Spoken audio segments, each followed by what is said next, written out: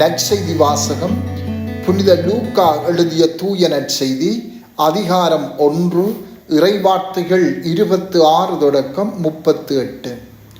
6ஆம் மாதத்தில் கப்ரியேல் என்னும் வானதூதரை கடவுள் கலிலேயாவில் உள்ள நசரேத்து என்னும் ஊரில் இருந்த ஒரு கன்னியிடம் அனுப்பினார். அவர் தாவீது குடும்பத்தினராகிய யோசேப்பு என்னும் பெயருடைய ஒருவருக்கு மன ஒப்பந்தமானவர். அவர் பெயர் மரியா.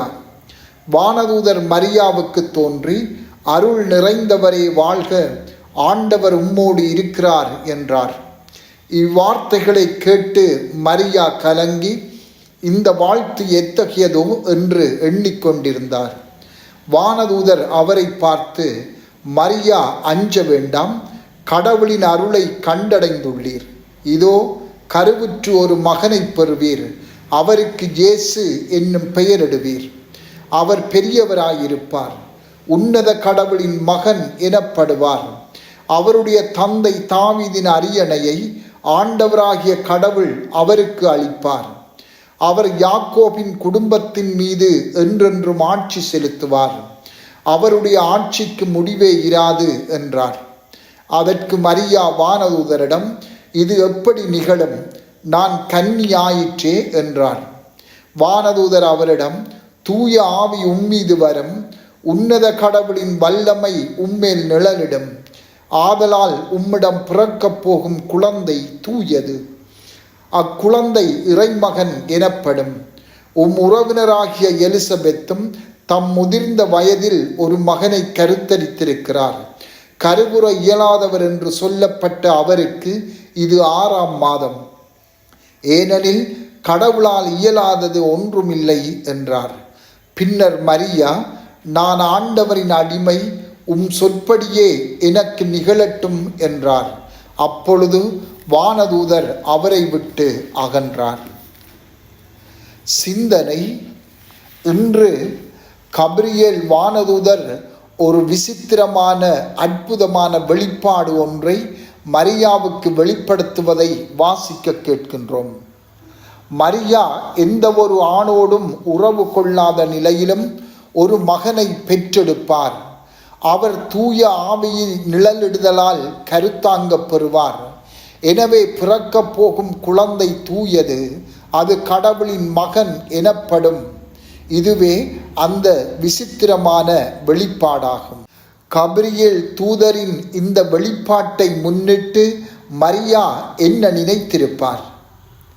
சாதாரணமான ஒரு மனிதர் இது ஒரு பிரமை என்று எண்ணுவார், அல்லது இது அவரின் உளவியல் பிரச்சனையால் ஏற்பட்ட தாக்கம் என்று கூறுவார்.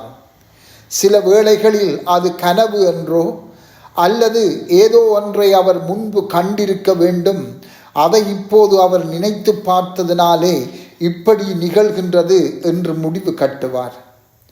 ஆனால் மரியா ஒரு சாதாரணமான பெண் அல்லவே. அவர் சாதாரணமான மனிதரின் உள்ளம் கொண்டவர் அல்லவே. அவருடைய அறிவு கூர்மையானது. ஏனென்றால் அவர் அமல உட்பவியாவார். அவருடைய உள்ளம் எப்போதும் அருளினால் நிறைந்தே இருந்தது. அருள் நிறைந்தவரே வாழ்க என்று கப்ரியேல் தூதர் அவரை வாழ்த்துகின்றார். ஆண்டவரின் குரலை இனம் காண மரியாவுக்கு தெரியும். கப்ரியேல் தூதரின் செய்தி ஆண்டவரின் செய்தி என்பதும் அவருக்கு தெரியும். எனவேதான் அவர் தமக்கருளிய வெளிப்பாட்டை கவனமாக கேட்டார், ஏற்றுக்கொண்டார், நம்பினார், சம்மதம் தெரிவித்தார். அத்தோடு அவர் நின்று விடவில்லை. கடவுள் மீதும் அவரது திருவுளத்தின் மீதும் அவர் கொண்டிருந்த உறுதியான ஆழமான அன்பு, தான் பெற்ற வெளிப்பாட்டை உடனே நிறைவேற்ற வேண்டும் என்ற விருப்பத்தோடு செயல்பட தொடங்கினார். அந்த அழைப்பு மரியாவின் வாழ்வின் மையமாக மாறுகின்றது. மரியாவைப் போல இத்தகைய அழைப்பை நாங்கள் பெற்றிருக்காவிட்டாலும் எமக்கே உரித்தான தனித்துவமான அழைப்பை நாம் பெற்றிருக்கின்றோம் என்பதே உண்மையாகும். சில வேளைகளில் நாம் அதனை கேட்டு சிந்திப்போம். சில வேளைகளில் அதை ஏற்று நிறைவேற்ற துணிவோம்.